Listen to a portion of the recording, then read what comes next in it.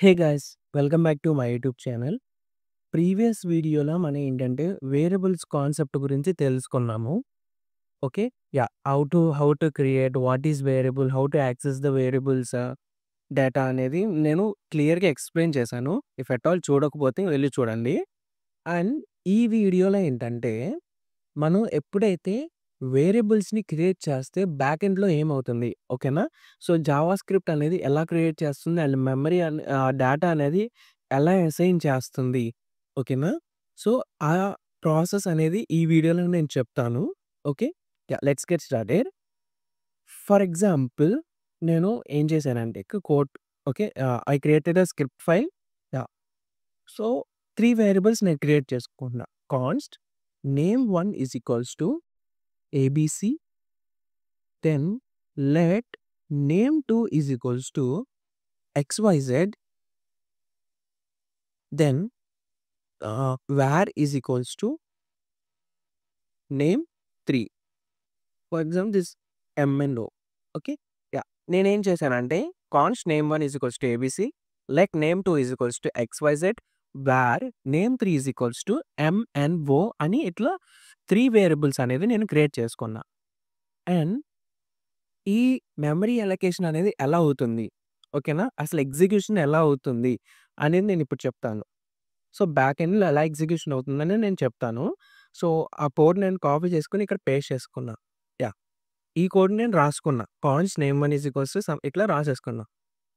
Back ఎండ్‌లో ఏమవుతుందంటే మనకి గ్లోబల్ ఎగ్జిక్యూషన్ ఫేస్ అనేది ఉందన్నమాట.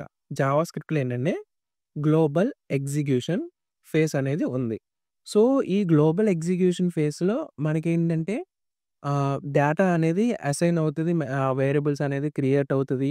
ఓకేనా? ఇలా ప్రాసెస్ అనేది జరిగిద్ది. ఓకే. ఆ! Let me write it here.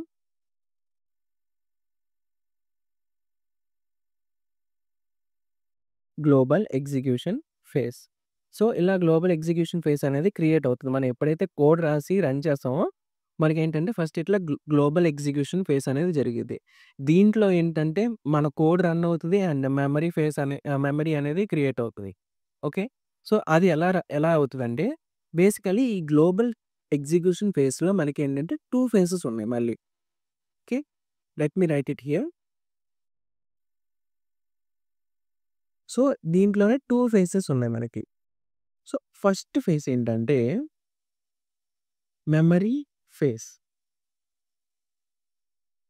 Then second phase వచ్చేసి కోడ్ ఎగ్జిక్యూషన్ ఫేజ్ అనమాట. ఓకే. ఫస్ట్ వన్ వచ్చేసి memory phase and second one వచ్చేసి కోడ్ ఎగ్జిక్యూషన్ ఫేజ్. ఇలా మనకేంటంటే 2 ఫేసెస్ ఉన్నాయి. నౌ ఫస్ట్ ఏంటంటే మెమరీ ఫేజ్ ఎగ్జిక్యూట్ ప్రాసెస్ అయిపోయిన తర్వాత కోడ్ ఎగ్జిక్యూషన్ ఫేజ్ అనేది ప్రాసెస్ అవుతది. ఓకే. ఫస్ట్ ఏంటంటే మెమరీ ఫేజ్ అనేది ప్రాసెస్ అయిపోయిన తర్వాత కోడ్ ఎగ్జిక్యూషన్ ఫేజ్ అనేది రన్ అవుతది. సో, ఈ మెమరీ ఫేజ్ ఏంటంటే ఓకేనా? మెమరీ ఫేజ్ ఏంటంటే నేను ప్రీవియస్ వీడియోలో చెప్పాను. What is declaration and what is variable declaration and what is variable initialization అనేది. Let me say once again. So, ఇక్కడ నేనేం చేశాను const name one is equals to ABC అని తీసుకున్నాను కదా! సో, డిక్లరేషన్ అంటే కాన్స్ట్ నేమ్1 దీన్నేమంటామంటే మనం ఏంటంటే వాల్యూ అసైన్ చేయాలి. అది జస్ట్ నేను వేరియబుల్ అనేది క్రియేట్ చేసుకున్నా. దానికి వాల్యూ అనేది అసైన్ చేయాల. Then we will call it as declaration. Okay. ఎప్పుడైతే నేను దానికి వాల్యూ అసైన్ చేస్తానో then we will call it as initialization. Some ABC అని ఇచ్చాను. Then we will call it as initialization. ఓకేనా?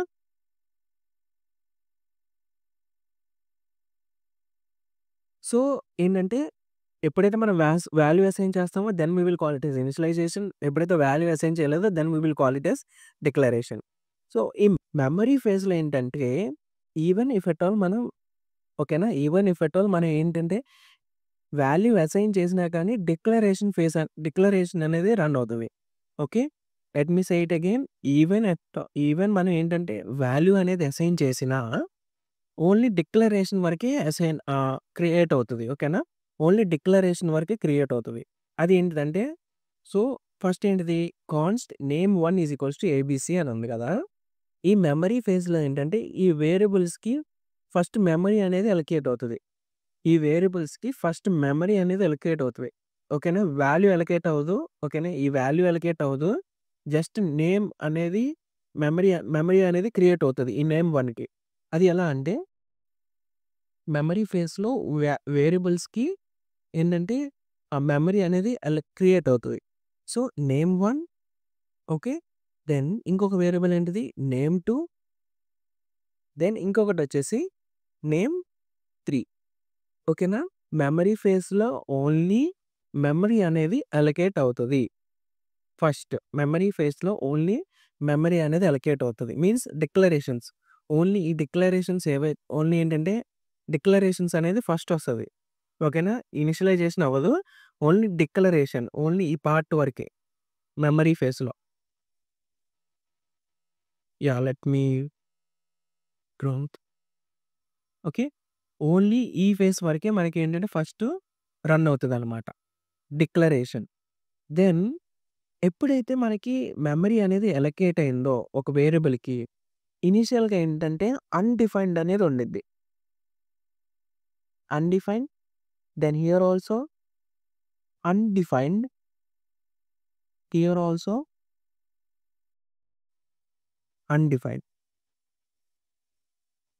మెమరీ ఫేజ్‌లో ఫస్ట్ డిక్లరేషన్ అనేది అవుతది. దెన్ ఇనీషియల్‌గా ఏంటంటే మనకి అన్‌డిఫైన్డ్ అనేది అసైన్ అవుతదనమాట.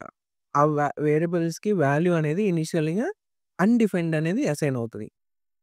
ఎప్పుడైతే ఈ మెమరీ ఫేజ్ అనేది అయిపోతదో ఓకేనా? ఈ మెమరీ ఫేజ్ అనేది అవుతదో మనకి కోడ్ ఎగ్జిక్యూషన్ ఫేజ్ అనేది రన్ అవుతది.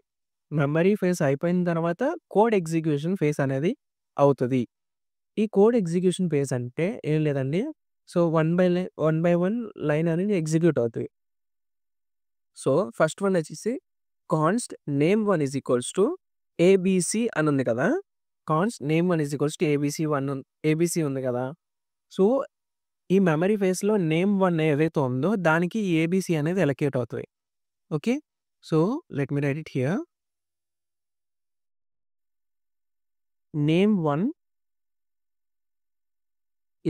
ఏబీసీ కదా! ఒక్కొక్క లైన్ అనేది ఎగ్జిక్యూట్ అవుతది. ఈ కోడ్ ఎగ్జిక్యూషన్ ఫేజ్‌లో.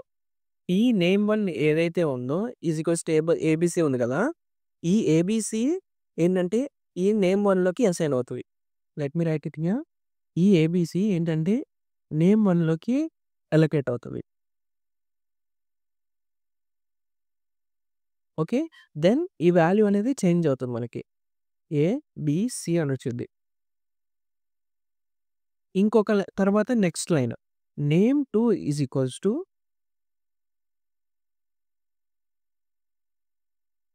ఎక్స్, వై, జెడ్ కదా! యాహ్! అగైన్ సేమ్ ఇంతే అండి. ఓకేనా? So, again name two is equals to X, Y, Z ఉంది కదా! ఈ ఎక్స్, వై, జెడ్ అనేది ఇప్పుడు మళ్ళీ దీనికి అసైన్ అవుతది. నేమ్2 అనే వేరియబుల్‌కి. Yeah! Let me download it. Then ఈ అలొకేషన్ అయిపోయిన తర్వాత నెక్స్ట్ లైన్ మళ్ళీ. నేమ్3 is equals to MNO. Same మళ్ళీ ఈ ఎంఎన్ఓ ఏదైతే ఉందో value that will be allocated to the నేమ్3 అనమాట. సో, ఈ జావా స్క్రిప్ట్‌లో ఏంటంటే బ్యాక్ ఎండ్ ప్రాసెస్ అనేది ఇలా రన్ అవుతదనమాట. Okay. So, memory phase and code execution phase. First memory ఫేజ్‌లో ఏంటంటే ఓన్లీ డిక్లరేషన్స్ అనేది రన్ అవుతదనమాట. ఈవెన్ ఇఫ్ ఎట్ ఆల్ మీరు ఇనిషియలైజ్ చేసినా ఓన్లీ డిక్లరేషన్ మాత్రమే రన్ అవుతది. ఓకే. ఎలా డిక్లరేషన్ రన్ అవుతదంటే జావా స్క్రిప్ట్‌లో ఒక కాన్సెప్ట్ ఉంది. That is called hosting.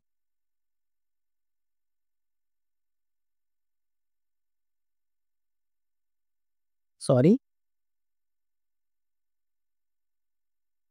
Okay. Let me show you hosting in JavaScript. See, a behavior where variables and function declarations are moved up to the top of the scope. Means ఏంటంటే even మనం memory అంటే like initialise చేసినా గానీ only first ఏంటంటే declarations మాత్రమే తీసుకొస్తది. ఓకేనా? అది ఎలా అంటే సో, మనం కోడ్ ఇలా రాసుకున్నాం గదా! ఇనిషియలైజ్ చేసుకొని రాసుకున్నాం గదా! ఎప్ హోస్టింగ్ ఏంటంటే ఫస్ట్ హోస్టింగ్ అవుతది. హోస్టింగ్ ఏంటంటే ఓన్లీ డిక్లరేషన్స్‌ని మాత్రమే పైకి తీసుకొచ్చిద్ది. లైక్ ఇలా let me write it here. Hosting ఏంటంటే ఓన్లీ డిక్లరేషన్స్‌ని బయటికి తీసుకొచ్చిద్ది. పైకి తీసుకొచ్చిద్ది. కాన్స్ నేమ్1 దెన్ లెట్ నేమ్2 వేర్ నేమ్3 ఓకేనా? ఈ హోస్టింగ్ ఏం చేసిద్ది ఓన్లీ డిక్లరేషన్స్ ఏవైతే ఉన్నాయో ఓకేనా? డిక్లరేషన్స్ ఏవైతే ఉన్నాయో అవి పైకి తీసుకొచ్చిద్ది ఫస్ట్. ఓకే.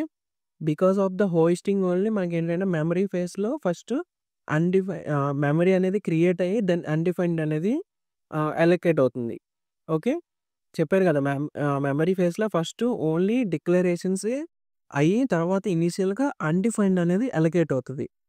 ఫస్ట్ మనకి మెమరీ ఫేస్‌లో ఎలా డిక్లరేషన్ రన్ అవుతుందంటే బికాస్ ఆఫ్ ద హోస్టింగ్. ఓకేనా? హోస్టింగ్ కాన్సెప్ట్ ఏమి లేదండి.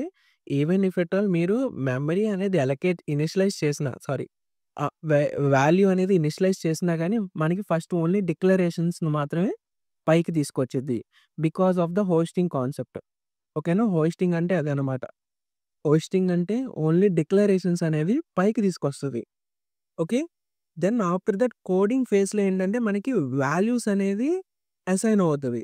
మెమరీ ఫేజ్‌లో ఏవైతే వేరియబుల్స్ ప్రెజెంట్ అయ్యి ఉంటాయో ఈ వాల్యూస్ అనేది ఆ మెమరీ ఫేజ్‌లో ఉన్న వేరియబుల్స్‌కి అసైన్ అవుతది. Okay. So, because of the hosting only మనకేంటంటే ఓన్లీ ఫస్ట్ డిక్లరేషన్స్ అనేది పైకొస్తుంది. హోస్టింగ్ అంటే ఇది. Okay. Yeah! Now let me show you this both memory phase and code execution phase. Okay. మీరేం చేస్తారంటే వీఎస్ కోడ్‌లో ఇట్లా కోడ్ రాసుకుంటారు కదా! ఇనీషియల్‌గా మీరేం చేస్తారంటే మీరు ఒకవేళ లైన్ బై లైన్ ఏం జరుగుతుంది ఓకేనా? లైన్ బై లైన్ ఏం జరుగుతుందో తెలుసుకోవాలనుకుంటే యూజ్ డీబగ్గర్. ఓకేనా? డీబగ్గర్ ఎప్పుడైతే యూజ్ చేసుకున్నారో మనకేంటంటే లైన్ బై లైన్ ఏమవుతుందనేది తెలుసుకోవచ్చు. అది ఎలా? సో, ఆహ్, ఇది ఆహ్, ఇది నా కన్సోల్ అనమాట. సో, ఇనీషియల్‌గా మీరేంటంటే వెల్కమ్ పేజ్ ఆర్ కన్సోల్ పేజ్‌లో ఉంటారు. సోర్సెస్ ట్యాబ్ ఉండిద్దండి. సోర్సెస్ ట్యాబ్‌ని సెలెక్ట్ చేసుకోండి. సెలెక్ట్ చేసుకుంటే ఇక్కడ మీరేదైతే స్క్రిప్ట్ ఇప్పుడు రన్ చేస్తున్నారో ఆ ఫైల్ అనేది ఇక్కడ సెలెక్ట్ అవుతది. ఓకే. యాహ్! సో, ఇక్కడ మీరు చూసుకుంటే స్క్రిప్ట్ ఫ్ స్కోప్ చూసుకున్నారు కదా! స్కోప్ అనేది ఉండిద్ది. ఈ స్కోప్‌ని ఆహ్, ఎన్లార్జ్ చేసుకోండి. చూసుకుంటే మీకేంటంటే script phase and global phase అనేదుంది. సో, ఓకేనా? ఓకే. ఇది ఏంటంటే స్కోప్ అనమాట. Let me say it later. But ఇప్పుడేంటంటే ఫస్ట్ మీరేంటంటే ఆహ్, ఈ ఫేస్ తెలుసుకుందాం. ఓకేనా? గ్లోబల్ ఎగ్జిక్యూషన్ ఫేస్ అనేది తెలుసుకుందాం. ఇనీషియల్‌గా నేనేం చెప్పాను? హోస్టింగ్ అనేది రన్ అవుతది. హోస్టింగ్ అనేది మెమరీ ఫేస్‌లో రన్ అవుతది. ఓకే. ఏంటంటే డిక్లరేషన్స్‌ని పైకి తీసుకొచ్చిద్ది. డిక్లరేషన్స్‌ని పైకి తీసుకొచ్చి మెమరీ అనేది అలొకేట్ చేసేది మెమరీ ఫేస్‌లో. సో, ఇక్కడ కూడా అదే అయింది. నేను ఏబీసీ, ఎక్స్‌వైజెడ్, ఎంఎన్‌ఓ అని అసైన్ చేశాను. బట్ ఇక్కడ మీరు చూస్తే నేమ్1 అన్‌అవైలబుల్, నేమ్2 అన్‌అవైలబుల్. ఇక్కడ మీరు కిందకెళ్తే మీకు నేమ్3 కూడా కనిపించిద్ది. ఓకేనా? ఇక్కడ నేమ్3 అన్‌డిఫైన్డ్ అనేది చూపించింది. ఓకే. సో, ఇదేంటంటే మెమరీ ఫేస్. ఓకేనా? Memory phase. మీరిప్పుడేంటంటే మెమరీ ఫేస్‌లో ఉన్నారు. అంటే అన్‌డిఫైన్డ్ అలా అలొకేట్ అయిపోయింది. ఇనిషియలైజ్ అయిపోయింది. బికాస్ ఆఫ్ ద హోస్టింగ్ ఏవైతే డిక్లరేషన్స్ ఉన్నాయో అవి పైకి తీసుకొచ్చి అండ్ అన్‌డిఫైన్డ్ అనేది అలొకేట్ చేసింది. ఆఫ్టర్ దట్ ఎగ్జిక్యూషన్ ఫేస్‌లో ఏంటంటే ఒక్కొక్క లైన్ అనేది ఎగ్జిక్యూట్ చేసుకుంటే నేను చూపిస్తాను. సో, ఇక్కడ చూస్తే మీరేంటంటే step over to okay.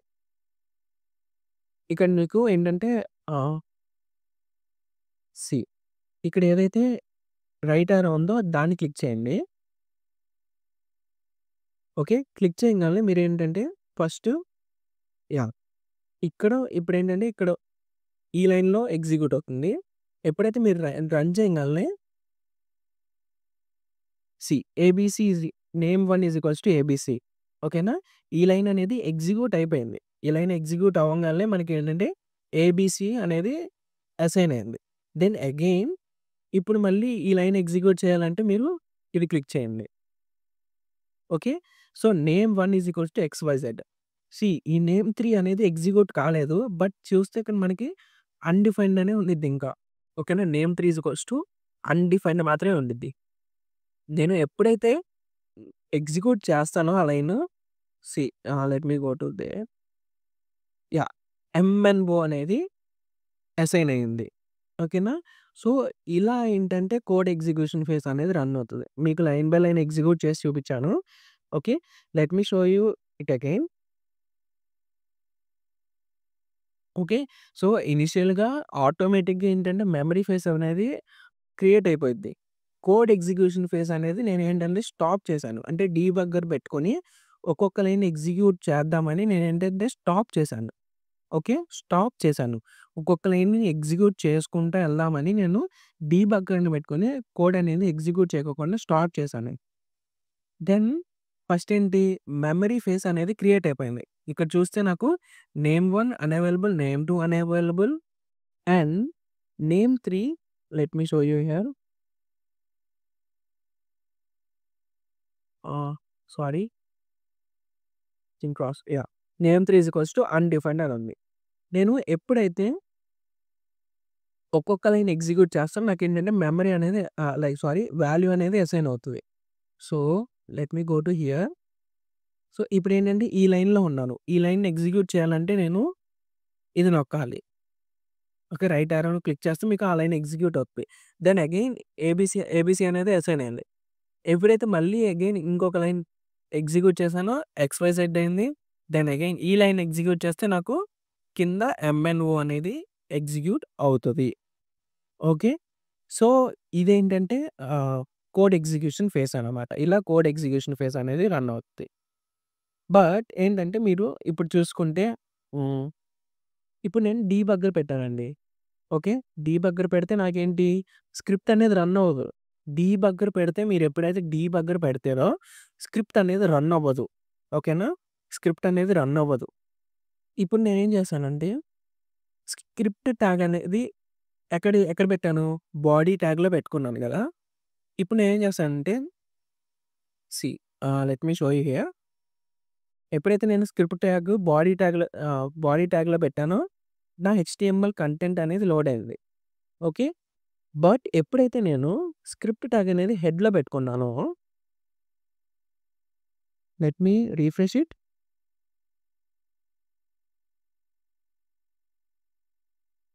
Yeah! నేనెప్పుడైతే స్క్రిప్ట్ ట్యాగ్ అనేది హెడ్‌లో పెట్టానో నా హెచ్‌టీఎంఎల్ కంటెంట్ అనేది చూపియట్లేదు. ఎందుకు చూపియట్లేదంటే చెప్పాను గదా! నేను ఫస్ట్ వీడియోలోను సెకండ్ వీడియోలోను చెప్పాను. ఎప్పుడైతే ఈ హెడ్‌లో ఏమీ ఏంటంటే స్క్రిప్ట్ రన్ అవుతది. ఈ స్క్రిప్ట్ రన్ అయిన తర్వాత మనకేంటంటే బాడీ అనేది రన్ అవుతది. మనం ఎప్పుడైతే స్క్రిప్ట్ ట్యాగ్ అనేది హెడ్‌లో పెట్టామో ఫస్ట్ స్క్రిప్ట్ రన్ అయ్యి, స్క్రిప్ట్ సక్సెస్‌ఫుల్‌గా రన్ అవుతేనే మనకేంటంటే ఈ బాడీ అనేది రన్ అవుతది.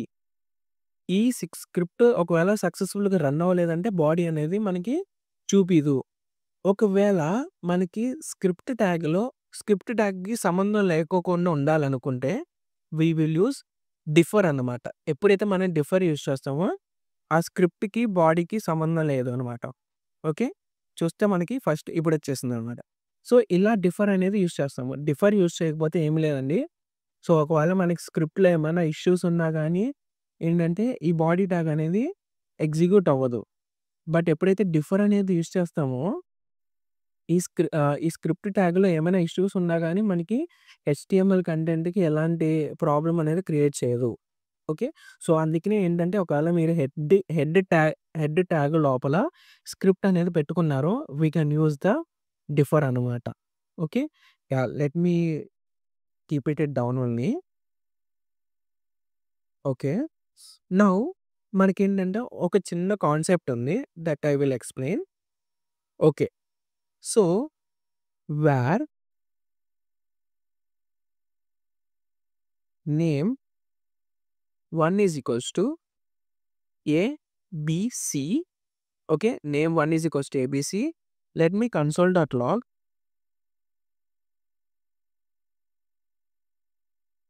name1. సో, నేను ఎప్పుడైతే name1 అనేది కన్సోల్ చేశానో నాకు సో, ఏబీసీ అనేది చూపిచ్చింది. ఓకే. యాహ్!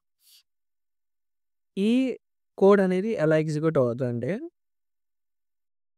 అగైన్ ఎగ్జిక్యూషన్ ఫేస్‌లో let me write it here.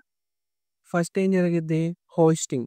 Hosting అంటే ఫస్ట్ డిక్లరేషన్స్ మాత్రమే బయటికి తీసుకొచ్చేది. పైకి తీసుకొచ్చేది. అంటే వేర్ నేమ్1 ఉంది కదా! ఈ నేమ్1 ఏదైతే ఉందో మెమరీ ఫేస్‌లో నేమ్1 ఫస్ట్ ఏం చెప్పాను? ఇనీషియల్‌గా అన్‌డిఫైన్డ్ అనేది అసైన్ అవుతది. ఓకేనా? అన్‌డిఫైన్డ్ అనేది అసైన్ అవుతది. ఆఫ్టర్ దట్ కోడ్ ఎగ్జిక్యూషన్ ఫేస్‌లో ఓకేనా? కోడ్ ఎగ్జిక్యూషన్ ఫేస్‌లో ఈ ఏబీసీ అనేది ఓకేనా? ఈ ఏబీసీ అనేది అసైన్ అవుతది. ఆఫ్టర్ మనం ఏంటి లాగ్ చేస్తున్నాం. ఓకేనా? If after value assignation we are logging the value. Okay. Name one అనేది ఎప్పుడైతే చేస్తామో ఈ నేమ్1లో ఏదైతే వాల్యూ ఉండిద్దో అది ఇక్కడ మనకి ప్రింట్ అయ్యిద్ది. బట్ ఎప్పుడైతే మనం బిఫోర్ ఓకేనా? బిఫోర్ వాల్యూ అసైన్ చేయకోకుండా ఓకేనా? Before this line if I access the value let me write it here.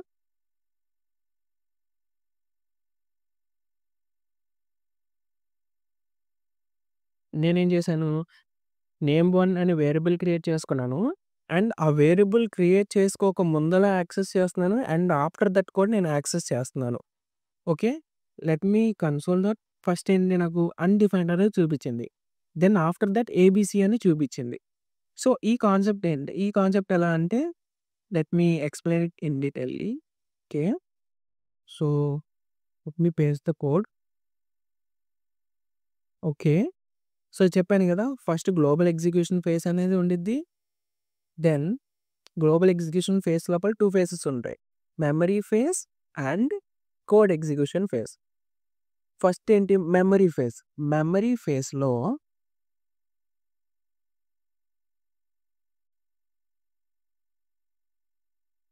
ఓకేనా? మెమరీ ఫేస్‌లో ఏంటంటే ఫస్ట్ మనకి హోస్టింగ్ అనేది జరిగిద్ది. హోస్టింగ్ అంటే ఓన్లీ డిక్లరేషన్స్‌ని మాత్రమే బయటికి తీసుకొచ్చిద్ది. సో, ఏంటి ఒక్క వేరియబులే ఉంది కాబట్టి వా నేమ్1 అని మెమరీ అలొకేట్ అయిద్ది. దెన్ డిఫాల్ట్‌గా అన్‌డిఫైన్డ్ అనేది ఓకేనా? ఇనిషియలైజ్ అనేది అవుతది. ఓకే. కూల్. దెన్ ఇక్కడ మనకేం వేరియబుల్స్ లేవు. ఓకే. మెమరీ ఫేస్ అనేది అయిపోయింది. దెన్ కోడ్ ఎగ్జిక్యూషన్ ఫేజ్ అనమాట. ఇప్పుడు కోడ్ ఎగ్జిక్యూషన్ ఫేజ్.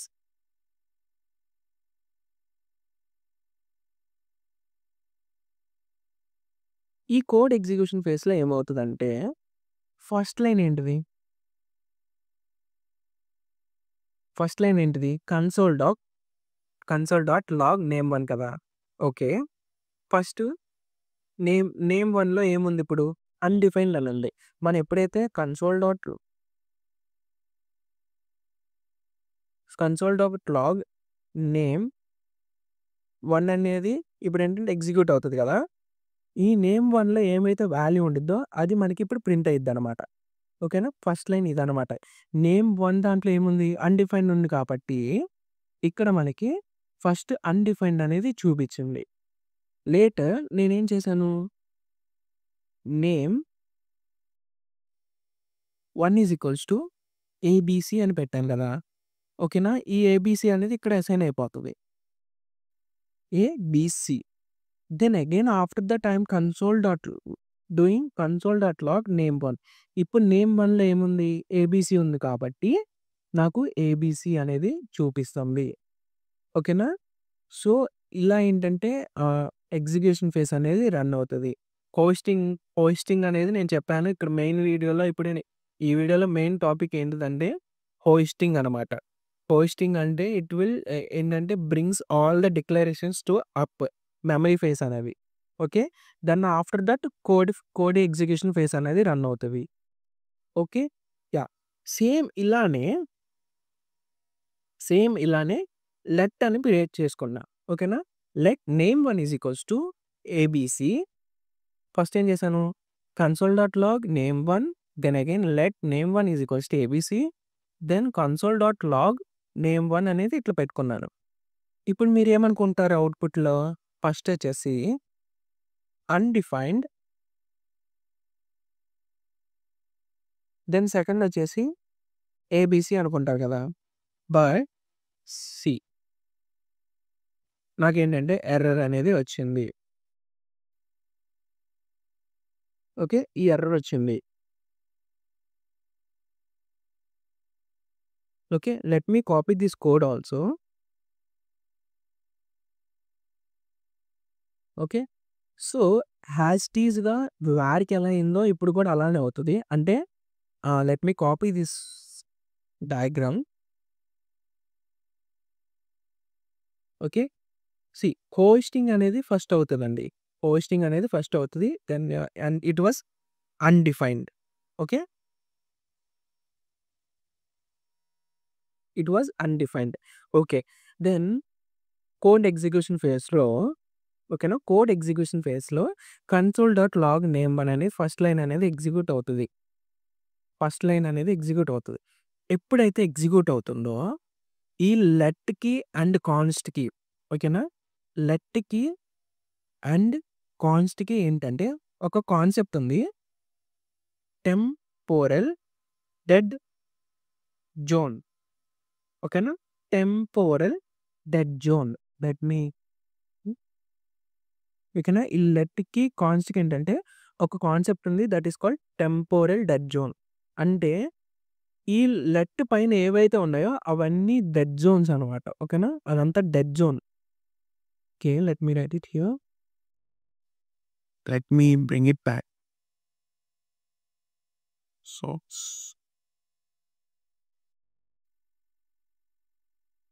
ఓకేనా, యా.